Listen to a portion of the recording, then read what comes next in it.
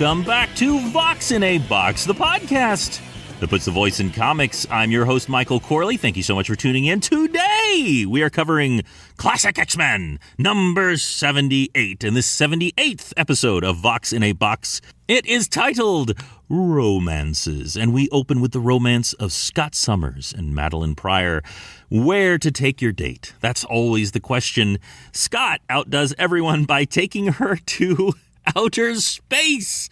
They are on a spaceship. In fact, on the Starjammers spaceship. But how do they have access to a spaceship? Well, because Scott Summers' dad is Corsair, leader of the Starjammers. He, in fact, interrupts their long kiss to introduce his girlfriend and longtime love, Mamzelle Hepzibah. I never can say her name. She's the giant skunk kitty lady who is Corsair's girlfriend. We see that lots of people are up here. In fact, one of them is Carol Danvers, now binary, with the power of a binary star inside her body. She is going to return to the stars and make a new home there. Corsair is mentioning to Scott that you always have a place with me. Would you like to come with me and go to the stars? And Scott honestly has to say, I don't know. Back on Earth, getting stronger. We have Xavier. He is doing leg lifts. How can Xavier do leg lifts? He's crippled, right? No, Xavier has his brand new cloned body, but for some reason, he can't use his legs without horrible pain. Even though the reason for it is gone, his mind still believes that his legs should be in horrible problem. He believes that it is a psychic block, but now Lilandra is saying that, we need to look at this again. There may be a physical problem here with your new cloned body. But the real topic of conversation is Madeline Pryor. Remember that Lilandra, as Empress of the Shi'ar Empire, one of her goals in life is to destroy the creature known as Phoenix should it ever rear its head. And she's asking him, do you think that this Madeline Pryor is Phoenix reborn? And he has to honestly say, I don't know. I mean, after all, what does a phoenix do? It's reborn. It's reborn in fire. And this woman was in a terrible plane accident that only she survived, that she walked out of alive from the fire, the exact moment that Jean Grey died on the moon. Back to Scott and Madeline, and she's saying, I can tell that you're really tempted to come with your father. And he's like, yeah, of course I am. It would be an amazing adventure. But I wouldn't want to go without you. And she's like, oh, don't not go on a crazy space adventure just because of me. And he asks her, well, you could come with me? And that's where we leave them. Back to Japan, we see Wolverine smashing his way into a complex. He is wearing his full Wolverine outfit, and he is holding a samurai sword, and he is yelling, Mariko! The warriors have come to defend the place. They are there to kill Wolverine. But Mariko commands them to stop. She says that as the murderer of her father, Wolverine is not worthy of her love. Now, if you have read the miniseries of the Wolverine, you know that Wolverine had no choice but to kill her father. He holds forth the sword. The sword has been in her family for 800 years, and he earned it by defeating her father in combat. And he says, if I am not worthy of you, lady, then I am not worthy of this. He throws it to the ground.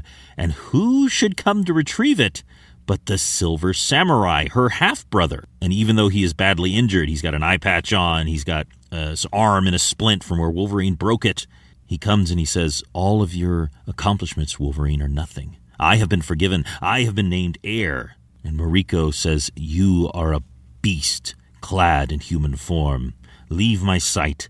Leave my land forever. And Wolverine has no choice but to walk away from the woman he loves. Back to Professor Charles Xavier's School for Gifted Youngsters. We see Kitty Pryde. What is she doing? She is reading a comic book. How meta is that? But not just any comic book. She is reading a Star Wars comic book. At this time, I don't know if it's the case now, Marvel Comics owned the rights to make comic books for Star Wars. She is loving the story so much she wants to go and share it with Peter. Her pet dragon, Lockheed, does not want her to go, but she is saying, look, Lockheed, I love you to pieces, but I have more than one friend. Stay here. And we see Peter, what is he doing? He is trying to paint. We may remember Peter is an artist. Usually we see him sketching, but now he is trying his hand at painting. Kitty tells him that she's got a surprise for him. Just come on outside. She wants to show him something. He comes out, and she asks him to close his eyes, to stand still. And she thinks to herself, what a maroon. She leaps into his arms and says, surprise! And plants a kiss full on his lips. And he says, Kitty! And she is laughing so hard. She says, you're blushing. She says, I'm sorry. It was just an impulse thing. She says, okay, fine. I'm sorry. We need to go water Aurora's plants. Why don't you start walking, carry me, and I'm going to cover your eyes. I have another surprise. And he again does it, which you think he'd learned by now.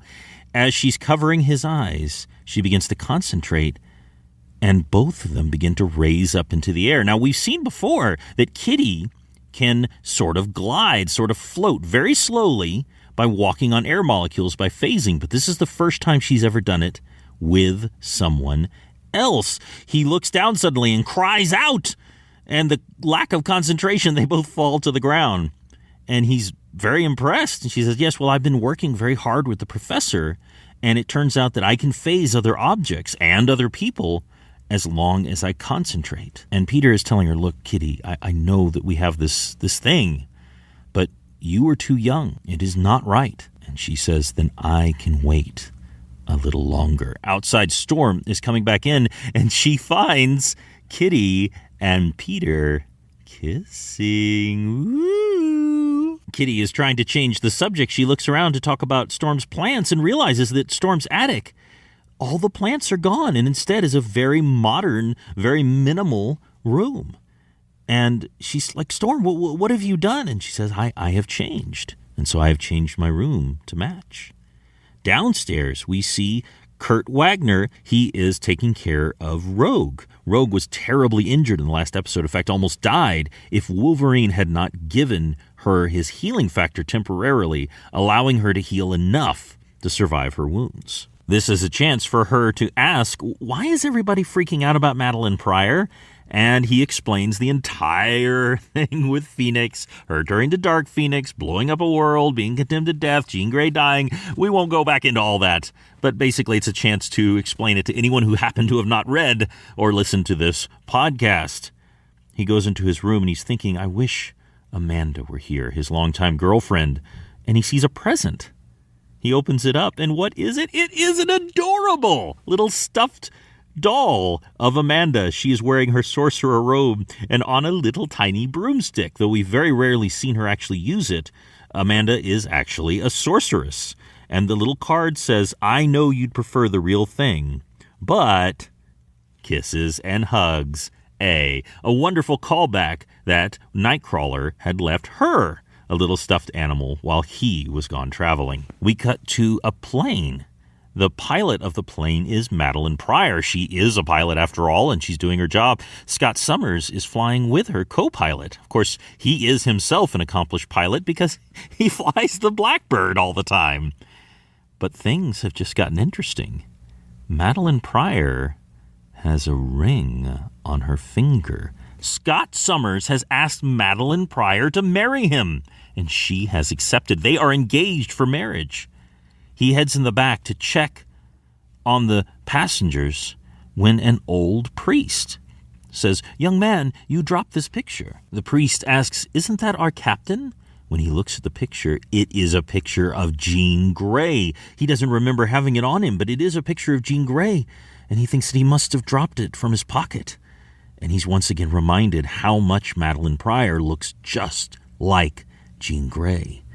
We see the priest smiling, and we know that this is no priest, but instead mastermind in disguise. He is got something terrible planned for Scott Summers and the X-Men. We cut to Madeline Pryor's home. Clearly, she has gone out to get some things for a celebration, I guess for the engagement, and we see Scott is waiting for her, looking out a window. When she comes and pulls out the bottle, he comes up to her and says, I have to ask you this. I'm so sorry, but I need to know, are you the reincarnation of Jean Grey. Are you Phoenix? And Madeline Pryor punches him in the face. Apparently she didn't like being accused of being a dead woman that he used to know.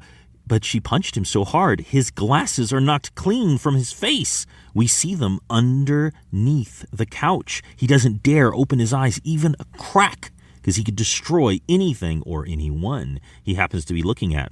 Fortunately, Cyclops always thinks ahead. Being the team leader, he carries a very small pair in his pocket that folds up.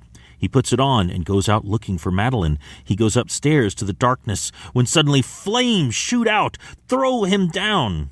And a voice says, "The time for talk, lover, is over." And we see the face of Phoenix. And as the panel ends, we see Scott Summers wreathed in fire, and Dark Phoenix comes out to greet him. And that ends Classic X-Men number 78. Are you ready for the return of Dark Phoenix? Is it or isn't it? Only one way to find out. Tune in next time. But until then, you have a wonderful day.